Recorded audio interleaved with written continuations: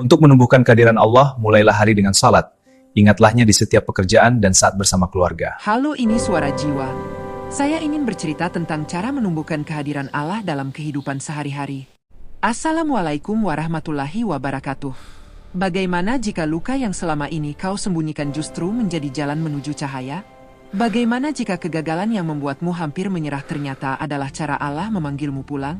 Bersiaplah, karena kisah ini akan mengguncang hatimu, membuka tabir rahasia takdir, dan mengubah cara pandangmu tentang hidup selamanya. Merasakan kehadiran Allah bukanlah sekadar getaran emosi ketika mendengar ayat suci atau air mata yang jatuh saat doa dipanjatkan. Ia adalah kesadaran ruhani yang hidup dan menetap, yang membuat hati merasa selalu ditemani, diawasi, dicintai, dan diarahkan olehnya dalam setiap detik kehidupan. Kehadiran Allah tidak terlihat oleh mata, tetapi nyata dalam kedalaman jiwa yang bersih. Ia terasa dalam ketenangan setelah sujud panjang, dalam keyakinan saat menghadapi keputusan sulit, dan dalam rasa aman ketika dunia terasa tidak bersahabat. Inilah dimensi spiritual yang melampaui logika, sebuah hubungan batin yang intim antara hamba dan Rabb-Nya. Ada perbedaan besar antara mengetahui tentang Allah dan sadar akan Allah. Mengetahui tentang Allah adalah ranah ilmu. Seseorang bisa hafal sifat-sifatnya, memahami dalil-dalilnya, bahkan mampu menjelaskan ajaran-ajaran agama dengan fasih. Namun sadar akan Allah adalah ranah kesadaran batin. Ia hadir dalam sikap, dalam pilihan, dalam cara berbicara, dan dalam cara memperlakukan orang lain. Banyak orang tahu bahwa Allah Maha Melihat, tetapi tidak semua benar-benar merasa dilihat ketika berbuat salah. Banyak yang paham bahwa Allah Maha Mendengar, namun masih ringan lisannya mengucap dusta. Ilmu tanpa kesadaran hanya berhenti di kepala, sedangkan kesadaran menjalar hingga ke hati dan menggerakkan tindakan. Fenomena yang sering terjadi di zaman ini adalah seseorang rajin beribadah, namun tetap merasa hampa dan jauh dari Allah. Solat dikerjakan, puasa ditunaikan, sedekah diberikan, tetapi hati tetap terasa kosong. Mengapa demikian? Karena ibadah seringkali dilakukan sebagai rutinitas, bukan perjumpaan. Gerakan ada, bacaan terdengar, tetapi hati tidak hadir. Pikiran melayang pada urusan dunia, sementara tubuh berdiri menghadap kiblat. Ketika ibadah kehilangan ruhnya, ia menjadi aktivitas fisik tanpa kedalaman spiritual. Jarak dengan Allah bukan karena kurangnya amal semata, tetapi karena kurangnya kesadaran dalam amal tersebut.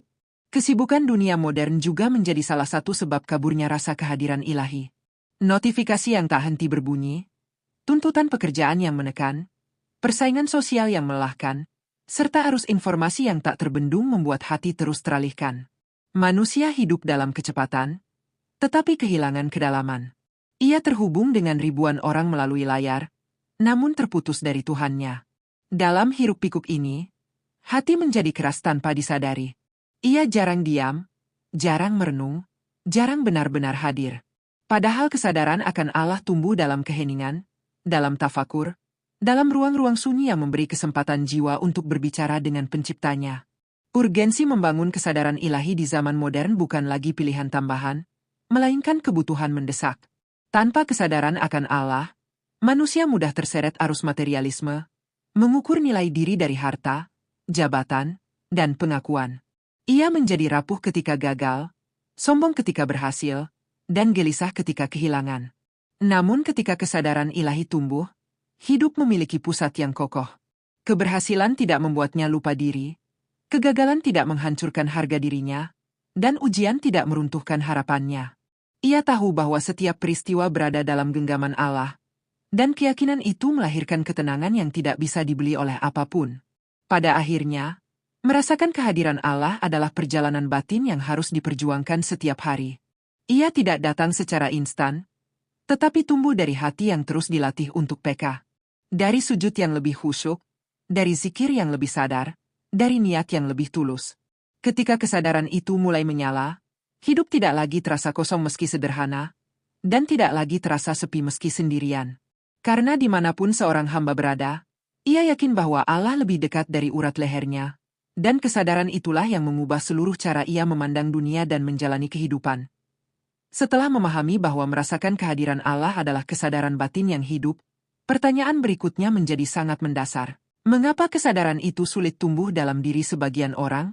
Jawabannya seringkali tersembunyi di dalam hati yang tertutup oleh lapisan-lapisan kotoran spiritual.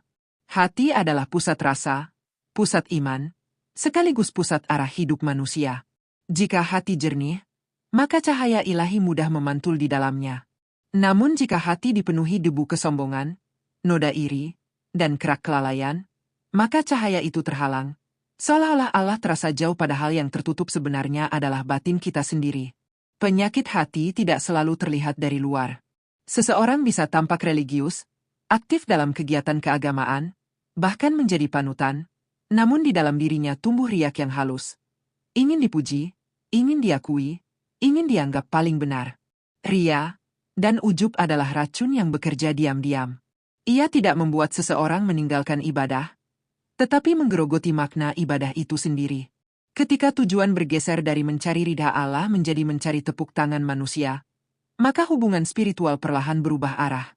Ibadah tetap ada, tetapi rasa kedekatan menghilang. Selain ria, ada pula penyakit dengki dan dendam yang mengeras tanpa disadari. Hati yang dipenuhi iri sulit merasakan kehadiran Allah, karena ia sibuk membandingkan takdirnya dengan orang lain. Ia mempertanyakan keadilan, merasa kurang, dan memandang hidup sebagai kompetisi tanpa akhir.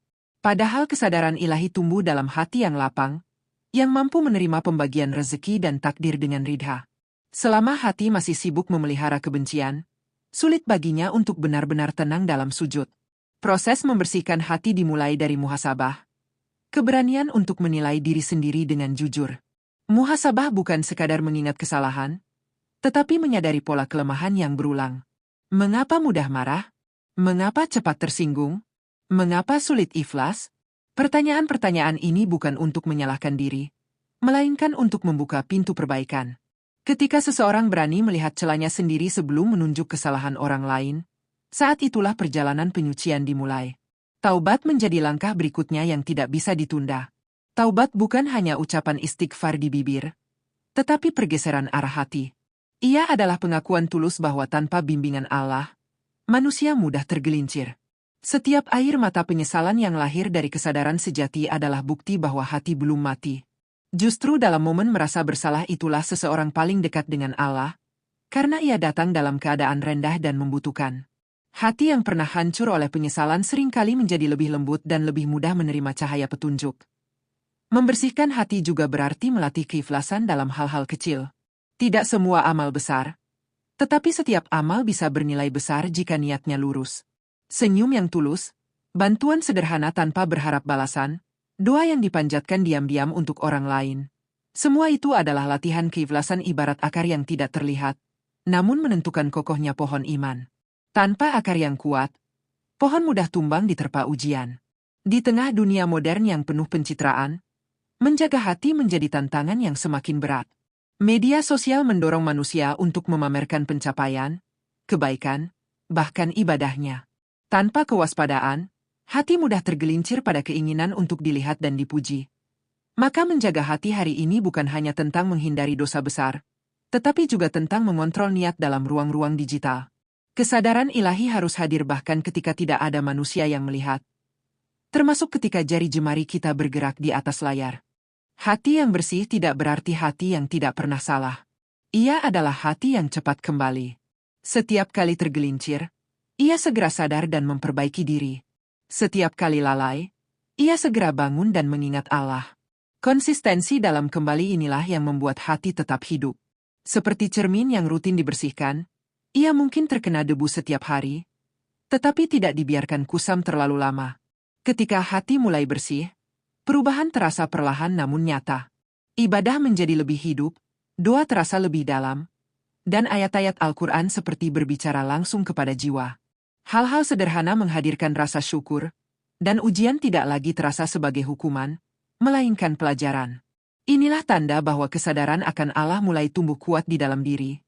Bukan karena dunia berubah, tetapi karena hati yang memandangnya telah berbeda. Membersihkan hati bukan proses sehari dua hari, melainkan perjalanan seumur hidup. Ia menuntut kesabaran, kejujuran, dan kerendahan hati. Namun inilah pondasi utama untuk benar-benar merasakan kehadiran Allah dalam kehidupan sehari-hari. Tanpa hati yang bersih, kesadaran ilahi sulit menetap.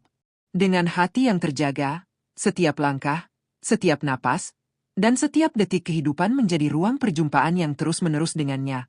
Hati yang telah dibersihkan ibarat tanah yang subur. Namun tanah yang subur tidak akan menumbuhkan apa-apa jika tidak ditanami dan dirawat setiap hari.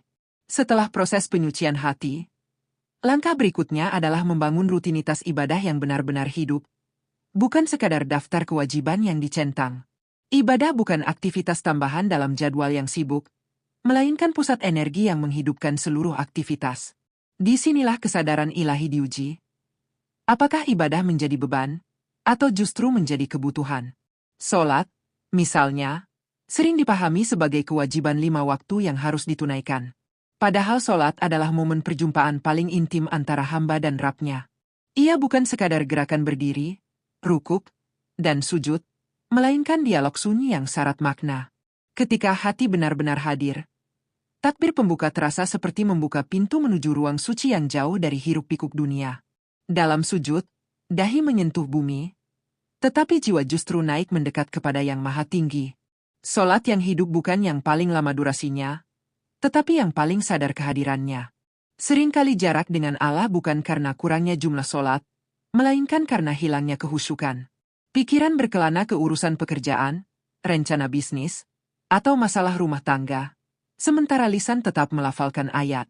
Untuk menghidupkan sholat, seseorang perlu memperlambat ritme, memahami makna bacaan, dan menghadirkan rasa butuh. Sholat bukan laporan kewajiban, melainkan pengakuan kelemahan. Ketika seseorang benar-benar merasa membutuhkan Allah, sholat berubah dari rutinitas menjadi kebutuhan yang dirindukan. Selain sholat, zikir adalah napas bagi hati yang ingin tetap sadar. Zikir bukan hanya rangkaian tasbih, tahmid, dan takbir, tetapi latihan mengingat Allah di sela-sela aktivitas. Di tengah kemacetan, saat menunggu antrean, atau sebelum memulai pekerjaan, zikir menjadi pengikat hati agar tidak lepas. Dunia modern menarik perhatian ke segala arah, namun zikir mengembalikan fokus ke satu titik. Allah. Ia sederhana, tetapi dampaknya mendalam. Hati yang rutin berzikir lebih sulit dikuasai kecemasan dan lebih cepat menemukan ketenangan. Al-Quran pun memiliki peran sentral dalam membangun rutinitas yang hidup. Membacanya bukan sekadar mengejar target halaman, tetapi menyelami pesan yang terkandung di dalamnya. Satu ayat yang direnungi dengan sungguh-sungguh bisa lebih mengubah hidup daripada puluhan halaman yang dibaca tanpa pemahaman. Ketika ayat tentang sabar dibaca dalam keadaan sedang diuji, atau ayat tentang syukur direnungi saat mendapat nikmat, Al-Quran terasa relevan dan personal. Ia tidak lagi sekadar teks, tetapi menjadi cahaya penuntun. Rutinitas ibadah yang hidup juga membutuhkan konsistensi kecil yang dijaga terus-menerus. Amal yang sedikit namun rutin lebih membentuk karakter spiritual dibanding semangat besar yang hanya sesaat. Bangun lebih awal untuk 2 rakaat tahajud, menyisihkan waktu khusus untuk doa setelah subuh, atau meluangkan beberapa menit sebelum tidur untuk muhasabah. Langkah-langkah kecil ini membangun kedisiplinan batin. Kesadaran ilahi tumbuh dari kebiasaan, bukan dari lonjakan sesaat. Dalam membangun rutinitas ini, niat memegang peran utama. Aktivitas yang sama bisa bernilai biasa atau luar biasa tergantung niatnya. Bekerja mencari nafkah dapat menjadi ibadah jika diniatkan untuk menjaga amanah dan menafkahi keluarga dengan halal. Belajar bisa menjadi bentuk syukur atas nikmat akal. Bahkan beristirahat pun bisa bernilai ibadah jika diniatkan untuk menjaga kesehatan agar lebih kuat beribadah. Ketika niat diluruskan, seluruh hidup berubah menjadi ladang pahala. Tantangan terbesar dalam menjaga rutinitas adalah rasa bosan dan futur, penurunan semangat yang sering datang tanpa peringatan. Disinilah pentingnya variasi dalam ibadah dan lingkungan yang mendukung. Mengikuti majelis ilmu, mendengarkan kajian yang menyentuh, atau berkumpul dengan orang-orang yang saleh dapat mengisi ulang energi spiritual. Iman memang naik turun, tetapi yang terpenting adalah memastikan ia tidak padam. Rutinitas ibadah menjadi jangkar agar hati tidak hanyut terlalu jauh. Seiring waktu, rutinitas yang hidup akan membentuk karakter. Seseorang yang menjaga syalatnya akan lebih terjaga lisannya. Orang yang rutin berzikir akan lebih sabar menghadapi provokasi. Mereka yang dekat dengan Al-Quran akan lebih bijak dalam mengambil keputusan. Ibadah yang hidup tidak berhenti di sajadah, tetapi tercermin dalam sikap sehari-hari. Inilah bukti bahwa kesadaran ilahi tidak hanya terasa dalam ritual, tetapi juga dalam relasi sosial dan tanggung jawab kehidupan. Pada akhirnya, Membangun rutinitas ibadah yang hidup adalah cara konkret untuk menjaga api kesadaran agar tetap menyala. Hati yang sudah dibersihkan memerlukan asupan yang teratur agar tidak kembali kusam. Dengan sholat yang khusyuk, zikir yang tulus, dan interaksi yang mendalam dengan Al-Quran, kehidupan sehari-hari berubah menjadi perjalanan spiritual yang terus berlanjut. Setiap hari bukan sekadar pengulangan waktu, melainkan kesempatan baru untuk semakin dekat dan semakin sadar akan kehadiran Allah dalam setiap langkah. Rutinitas ibadah yang telah hidup tidak seharusnya berhenti di sajadah atau di sudut musyala. Justru ujian sesungguhnya dimulai ketika seseorang bangkit dari sujudnya dan kembali ke dunia yang riuh. Di sanalah pertanyaan besar muncul. Mampukah kesadaran ilahi tetap menyala di tengah transaksi, rapat, deadline, dan percakapan sehari-hari? Menghadirkan Allah dalam aktivitas dunia bukan berarti meninggalkan dunia, tetapi mengubah cara memandang dan menjalaninya. Dunia tidak lagi menjadi tujuan akhir, melainkan jalan panjang menuju ridhanya. Bekerja, misalnya, sering dipisahkan dari nilai spiritual. Padahal sejak awal, kerja adalah amanah. Ketika seseorang melangkah mencari nafkah dengan niat menjaga kehormatan diri dan keluarganya, setiap tetes keringatnya bernilai ibadah. Meja kerja dapat menjadi tempat pengabdian, bukan sekadar sumber penghasilan. Integritas dalam menjalankan tugas, kejujuran dalam laporan, dan tanggung jawab dalam keputusan adalah bentuk nyata menghadirkan Allah di ruang profesional. Kesadaran bahwa Allah Maha Melihat membuat seseorang tetap lurus meski tidak ada atasan yang mengawasi. Dalam dunia bisnis, menghadirkan Allah berarti berani memilih jalan halal meski keuntungan terlihat lebih kecil. Godaan manipulasi, tipu daya, dan ambisi instan sering datang dengan janji hasil cepat. Namun hati yang sadar akan Allah tidak mudah tergiur. Ia lebih takut kehilangan keberkahan daripada kehilangan peluang. Ia percaya bahwa rezeki bukan semata hasil kecerdikan, tetapi pemberian dari Yang Maha Mengatur. Prinsip ini membuat langkahnya tenang, tidak tergesa-gesa, dan tidak gelisah ketika kompetitor melaju lebih cepat. Di ranah keluarga, kesadaran ilahi membentuk cara berbicara dan bersikap. Suami yang sadar akan Allah akan memperlakukan istrinya dengan hormat, bukan sekadar menuntut ketaatan. Istri yang menghadirkan Allah dalam hatinya akan menjaga amanah rumah tangga dengan cinta, bukan keterpaksaan. Orang tua yang merasa diawasi Allah akan mendidik anak dengan kesabaran, bukan amarah yang meledak-ledak. Bahkan dalam konflik rumah tangga, kesadaran bahwa Allah menyaksikan setiap kata mampu menahan lisan dari ucapan yang melukai. Pergaulan sosial pun menjadi cermin kehadiran ilahi. Ketika berbicara, seseorang memilih kata yang tidak menyakiti. Ketika berbeda pendapat, ia menjaga adab. Ketika melihat kesalahan orang lain, ia lebih memilih menasihati dengan lembut daripada mempermalukan. Kesadaran bahwa setiap manusia adalah ciptaan Allah melahirkan empati dan rasa hormat. Dunia tidak lagi dipenuhi lawan dan saingan, tetapi saudara dalam perjalanan hidup yang sama-sama sedang diuji. Menghadirkan Allah juga berarti melibatkannya dalam setiap keputusan besar maupun kecil. Sebelum menentukan pilihan, hati diajak bertanya, apakah ini mendekatkan atau menjauhkan darinya? Istikharah bukan hanya ritual formal, tetapi sikap mental untuk tidak merasa paling tahu. Ketika keputusan diambil dengan melibatkan Allah, hasilnya, baik sesuai harapan atau tidak, lebih mudah diterima. Ada ketenangan karena yakin bahwa langkah telah diserahkan kepada Yang Maha Bijaksana. Di tengah gaya hidup modern yang serba cepat, menghadirkan Allah membutuhkan kesadaran yang terus diperbarui. Dunia digital menawarkan distraksi tanpa henti. Informasi datang seperti gelombang yang tidak memberi ruang hening. Namun justru disinilah latihan itu bermakna. Tetap jujur saat bisa bersembunyi di balik layar, tetap sopan saat komentar negatif mudah dilontarkan, tetap rendah hati meski pencapaian dipuji banyak orang. Kesadaran ilahi tidak mengenal ruang offline atau online. Ia menyertai dimanapun seseorang berada. Saat Allah benar-benar dihadirkan dalam aktivitas dunia, hidup menjadi lebih terarah. Ambisi tidak lagi liar, karena dibingkai oleh nilai. Keberhasilan tidak membuat lupa diri, karena diingatkan bahwa semua adalah titipan. Kegagalan pun tidak meruntuhkan mental, karena diyakini sebagai bagian dari rencana yang lebih besar. Dunia tetap dijalani dengan serius, tetapi tidak lagi dipuja secara berlebihan. Hati tetap tertambat pada sesuatu yang lebih tinggi dari sekadar pencapaian materi. Menariknya, ketika seseorang menghadirkan Allah dalam urusan dunianya, justru kualitas dunianya sering meningkat. Kepercayaan orang lain tumbuh karena integritasnya. Hubungan menjadi lebih harmonis karena sikapnya yang adil dan lembut. Keputusan lebih matang karena tidak hanya didorong emosi. Keberkahan terasa dalam hal-hal sederhana, waktu yang cukup, kesehatan yang terjaga, dan hati yang tenang. Semua ini bukan hasil instan, tetapi buah dari kesadaran yang konsisten. Pada akhirnya, menghadirkan Allah dalam aktivitas dunia adalah bentuk tertinggi dari integrasi iman dan kehidupan. Tidak ada lagi pemisahan antara urusan agama dan urusan dunia, karena seluruh hidup menjadi ladang ibadah. Dari ruang kerja hingga ruang keluarga, dari percakapan ringan hingga keputusan besar, semuanya menjadi saksi bahwa hati sedang berusaha tetap terhubung dengannya. Inilah tahap di mana kesadaran ilahi tidak hanya terasa saat berdoa, tetapi mengalir dalam setiap langkah kehidupan sehari-hari.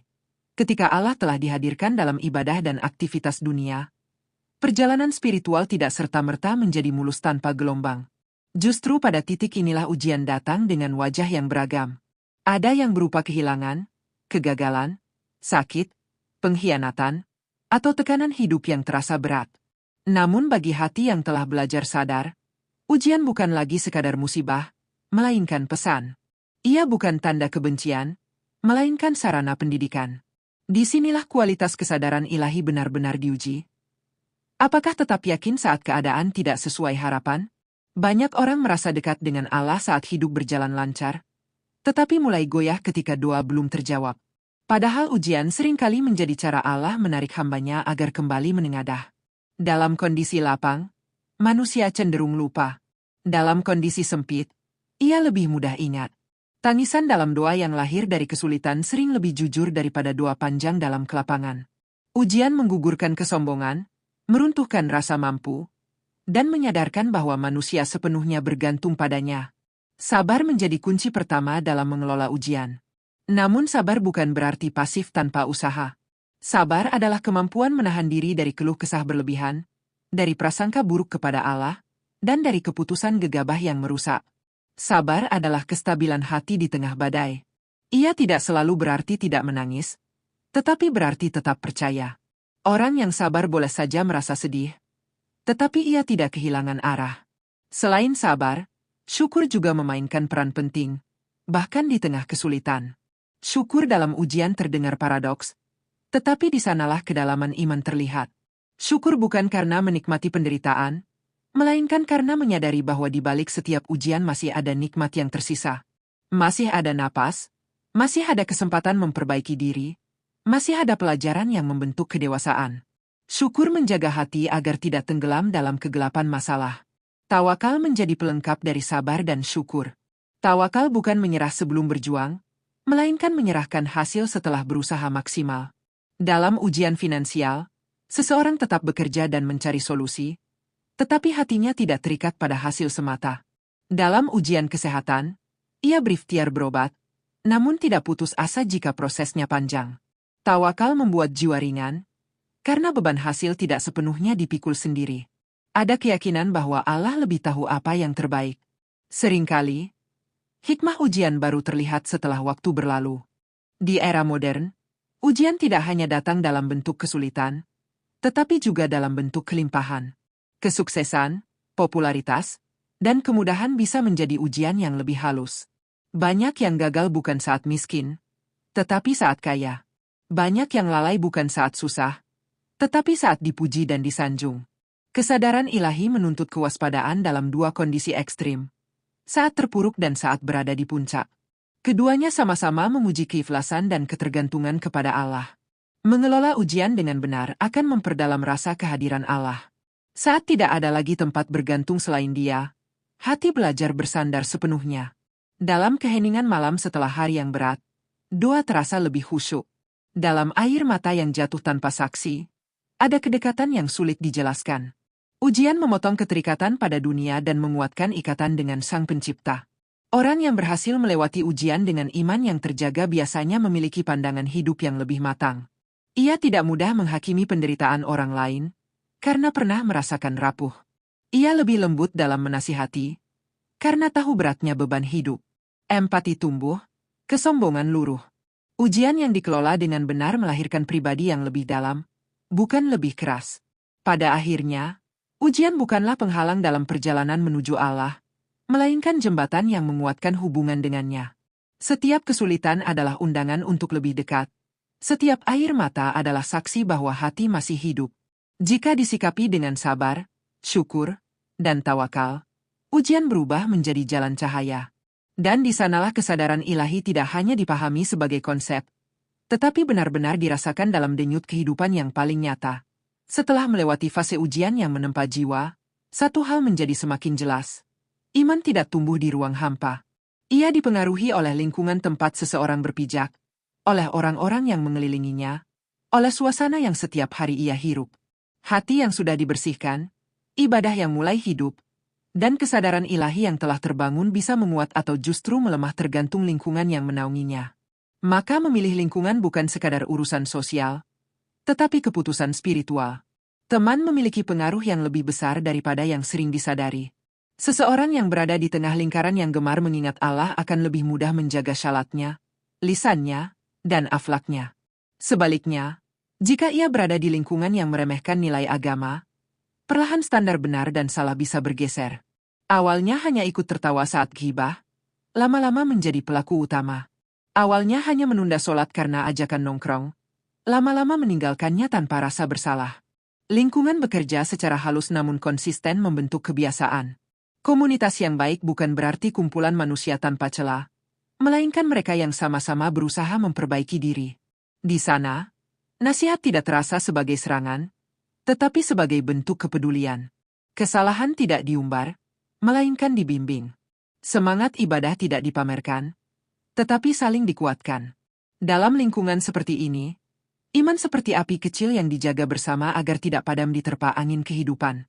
Namun di era modern, lingkungan tidak hanya berarti pertemanan fisik.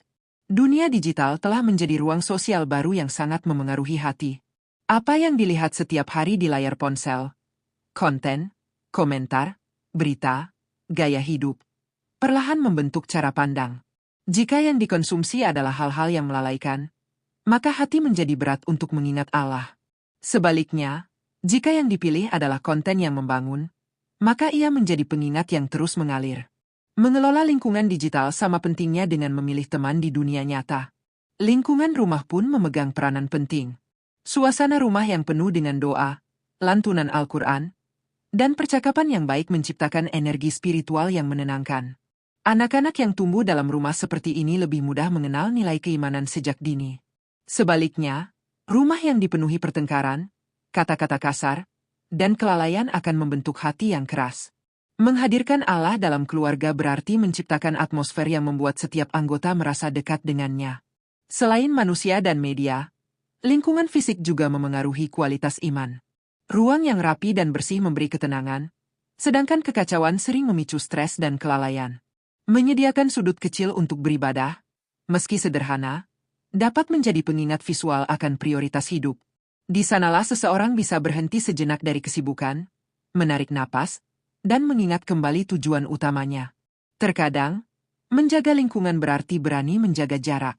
Tidak semua undangan harus dipenuhi. Tidak semua pergaulan harus diikuti. Ada kalanya seseorang perlu membatasi diri demi menjaga hati. Ini bukan sikap sombong atau merasa lebih baik, tetapi bentuk kesadaran akan kelemahan diri. Hati yang masih belajar kuat perlu dijaga dari paparan yang berlebihan terhadap hal-hal yang melemahkannya. Lingkungan yang baik juga mendorong tumbuhnya kebiasaan kolektif yang positif. Sholat berjamaah, kajian rutin, diskusi ilmiah, atau kegiatan sosial bersama menjadi sarana memperkuat iman secara nyata. Ketika nilai kebaikan dilakukan bersama, ia terasa lebih ringan dan lebih menyenangkan. Kebersamaan dalam kebaikan menciptakan rasa memiliki dan tanggung jawab bersama untuk tetap berada di jalan yang lurus. Menariknya, ketika seseorang berusaha mencari lingkungan yang baik, ia pun dituntut untuk menjadi bagian dari lingkungan yang baik itu sendiri. Ia tidak hanya menerima pengaruh, tetapi juga memberi pengaruh. Senyum yang tulus, ucapan yang menenangkan, dan sikap yang jujur dapat menjadi inspirasi bagi orang lain. Lingkungan yang menguatkan iman dibangun oleh individu-individu yang sadar akan perannya masing-masing. Pada akhirnya, menjaga iman bukan hanya tentang kekuatan pribadi, tetapi juga tentang kebijaksanaan dalam memilih suasana yang mendukungnya. Lingkungan yang tepat akan menjadi pagar yang melindungi kesadaran ilahi agar tetap terjaga. Di tengah dunia yang penuh distraksi dan godaan, berada di lingkungan yang mengingatkan kepada Allah adalah nikmat besar. Dan dari sanalah, perjalanan menuju kedekatan yang lebih dalam dengannya dapat terus berlanjut dengan lebih kokoh dan terarah. Setelah melewati fase ujian yang menempa jiwa, satu hal menjadi semakin jelas, iman tidak tumbuh di ruang hampa. Ia dipengaruhi oleh lingkungan tempat seseorang berpijak, oleh orang-orang yang mengelilinginya, oleh suasana yang setiap hari ia hirup. Hati yang sudah dibersihkan, ibadah yang mulai hidup, dan kesadaran ilahi yang telah terbangun bisa menguat atau justru melemah tergantung lingkungan yang menaunginya. Maka memilih lingkungan bukan sekadar urusan sosial, tetapi keputusan spiritual. Teman memiliki pengaruh yang lebih besar daripada yang sering disadari. Seseorang yang berada di tengah lingkaran yang gemar mengingat Allah akan lebih mudah menjaga syalatnya, lisannya, dan akhlaknya. Sebaliknya, jika ia berada di lingkungan yang meremehkan nilai agama, perlahan standar benar dan salah bisa bergeser. Awalnya hanya ikut tertawa saat ghibah, lama-lama menjadi pelaku utama. Awalnya hanya menunda sholat karena ajakan nongkrong, lama-lama meninggalkannya tanpa rasa bersalah. Lingkungan bekerja secara halus namun konsisten membentuk kebiasaan. Komunitas yang baik bukan berarti kumpulan manusia tanpa celah, melainkan mereka yang sama-sama berusaha memperbaiki diri. Di sana, nasihat tidak terasa sebagai serangan, tetapi sebagai bentuk kepedulian. Kesalahan tidak diumbar, melainkan dibimbing. Semangat ibadah tidak dipamerkan, tetapi saling dikuatkan. Dalam lingkungan seperti ini, iman seperti api kecil yang dijaga bersama agar tidak padam diterpa angin kehidupan. Namun di era modern, lingkungan tidak hanya berarti pertemanan fisik. Dunia digital telah menjadi ruang sosial baru yang sangat memengaruhi hati. Apa yang dilihat setiap hari di layar ponsel, konten, komentar, berita, gaya hidup, perlahan membentuk cara pandang. Jika yang dikonsumsi adalah hal-hal yang melalaikan, maka hati menjadi berat untuk mengingat Allah. Sebaliknya, jika yang dipilih adalah konten yang membangun, maka ia menjadi pengingat yang terus mengalir. Mengelola lingkungan digital sama pentingnya dengan memilih teman di dunia nyata. Lingkungan rumah pun memegang peranan penting. Suasana rumah yang penuh dengan doa, lantunan Al-Quran, dan percakapan yang baik menciptakan energi spiritual yang menenangkan. Anak-anak yang tumbuh dalam rumah seperti ini lebih mudah mengenal nilai keimanan sejak dini. Sebaliknya, rumah yang dipenuhi pertengkaran, kata-kata kasar, dan kelalaian akan membentuk hati yang keras. Menghadirkan Allah dalam keluarga berarti menciptakan atmosfer yang membuat setiap anggota merasa dekat dengannya. Selain manusia dan media, lingkungan fisik juga memengaruhi kualitas iman. Ruang yang rapi dan bersih memberi ketenangan, sedangkan kekacauan sering memicu stres dan kelalaian. Menyediakan sudut kecil untuk beribadah, meski sederhana, dapat menjadi pengingat visual akan prioritas hidup. Di sanalah seseorang bisa berhenti sejenak dari kesibukan, menarik napas, dan mengingat kembali tujuan utamanya. Terkadang, menjaga lingkungan berarti berani menjaga jarak. Tidak semua undangan harus dipenuhi, tidak semua pergaulan harus diikuti. Ada kalanya seseorang perlu membatasi diri demi menjaga hati. Ini bukan sikap sombong atau merasa lebih baik, tetapi bentuk kesadaran akan kelemahan diri. Hati yang masih belajar kuat perlu dijaga dari paparan yang berlebihan terhadap hal-hal yang melemahkannya.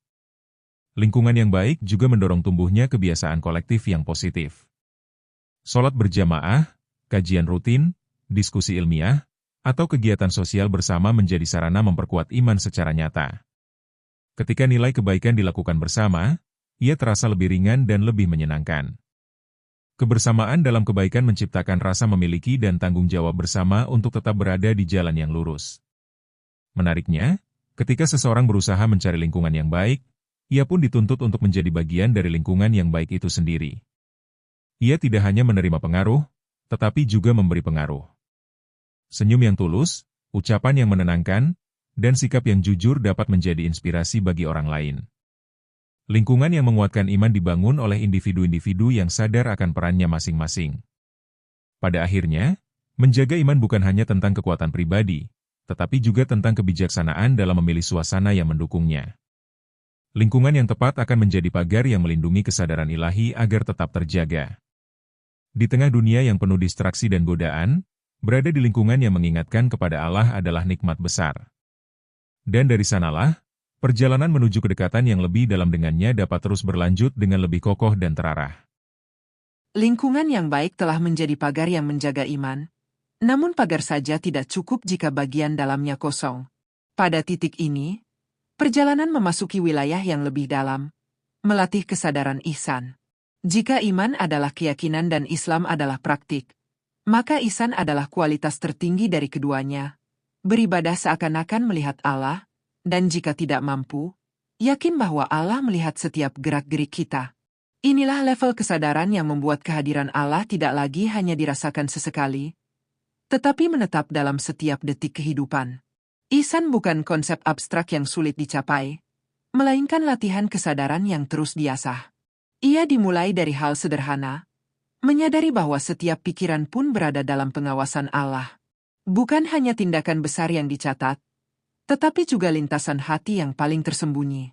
Ketika seseorang mulai menjaga pikirannya dari prasangka buruk, dari niat licik, dari hayalan dosa, disitulah ihsan mulai tumbuh.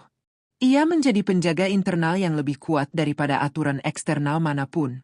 Dalam praktiknya, kesadaran ihsan mengubah kualitas ibadah secara drastis. Salat tidak lagi dilakukan sekadar menggugurkan kewajiban, tetapi sebagai pertemuan yang disiapkan dengan penuh hormat. Seperti seseorang yang akan bertemu sosok paling penting dalam hidupnya, ia memperbaiki wudunya, menenangkan pikirannya, dan menghadirkan hatinya. Bacaan tidak lagi tergesa-gesa, gerakan tidak lagi sekadar formalitas. Ada rasa diawasi sekaligus dicintai yang membuat ibadah terasa hangat dan bermakna. Namun ihsan tidak berhenti di ruang ibadah. Ia justru diuji di ruang-ruang tersembunyi, ketika tidak ada manusia yang melihat. Saat sendirian dengan ponsel di tangan, saat memiliki kesempatan untuk curang tanpa ketahuan, saat bisa berkata kasar tanpa saksi, disitulah kualitas ihsan terlihat. Orang yang melatih ihsan tidak bergantung pada pengawasan manusia. Ia jujur bukan karena takut pada hukuman sosial, tetapi karena sadar akan pengawasan ilahi. Melatih ihsan juga berarti membangun mindfulness Islami, kesadaran penuh yang berakar pada tauhid. Setiap aktivitas dilakukan dengan niat yang jelas dan hati yang hadir. Makan dengan kesadaran bahwa itu adalah rezeki dari Allah. Berbicara dengan kesadaran bahwa setiap kata akan dipertanggungjawabkan. Bekerja dengan kesadaran bahwa amanah adalah bentuk ibadah. Hidup tidak lagi berjalan otomatis tanpa makna, tetapi menjadi rangkaian momen sadar yang terhubung kepadanya. Tentu, menjaga kesadaran ini bukan perkara mudah. Lalai adalah bagian dari sifat manusia. Ada hari-hari ketika hati terasa berat, pikiran kacau, dan fokus mudah buyar. Namun melatih ihsan berarti tidak menyerah pada kelalaian. Setiap kali sadar telah lalai, ia segera kembali. Setiap kali tergelincir, ia segera memperbaiki. Konsistensi untuk kembali inilah yang perlahan menguatkan otot spiritual, membuat kesadaran semakin stabil. Menariknya, kesadaran ihsan membawa dampak besar pada akhlak. Seseorang yang merasa selalu diawasi Allah akan lebih berhati-hati dalam memperlakukan orang lain. Ia tidak mudah meremehkan, tidak ringan menghina, dan tidak cepat menyakiti. Ia tahu bahwa setiap perlakuan kepada manusia adalah bagian dari pertanggungjawaban kepada Allah. Akhlaknya menjadi refleksi dari kesadarannya. Dalam dunia yang serba instan dan penuh pencitraan, ihsan menjadi pembeda yang sejati. Banyak orang mampu terlihat baik di depan publik, tetapi hanya sedikit yang tetap baik dalam kesendirian. Ihsan melatih integritas, kesatuan antara yang tampak dan yang tersembunyi. Tidak ada perbedaan besar antara wajah publik dan wajah pribadi. Kebaikan tidak dipertontonkan, melainkan menjadi karakter. Semakin seseorang melatih ihsan, semakin ia merasakan kedekatan yang mendalam dengan Allah. Ada ketenangan yang tidak mudah terguncang, karena ia tahu bahwa hidupnya berada dalam pengawasan sekaligus penjagaannya. Ketakutan berlebihan pada manusia berkurang, digantikan oleh rasa hormat dan takut yang proporsional kepada Sang Pencipta. Dari sinilah lahir keberanian untuk tetap benar meski sendirian. Pada akhirnya, ihsan adalah puncak dari perjalanan menumbuhkan kehadiran Allah dalam kehidupan sehari-hari.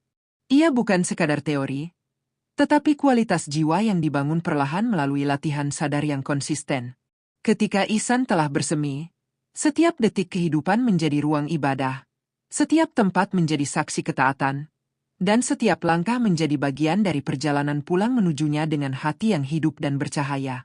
Pada akhirnya, seluruh perjalanan ini bukan sekadar kisah tentang jatuh dan bangkit, bukan hanya tentang luka yang sembuh atau doa yang terkabul, melainkan tentang revolusi sunyi di dalam dada, tentang bagaimana hati yang dulu dikuasai dunia perlahan dibersihkan oleh air mata taubat, ditempa oleh kegagalan, dikuatkan oleh sabar, lalu dimahkotai dengan keyakinan yang tak tergoyahkan. Dari gelapnya keraguan hingga terang keikhlasan, dari bisingnya ambisi hingga heningnya tawakal, setiap bab adalah anak tangga menuju satu titik agung, hati yang merdeka karena Allah.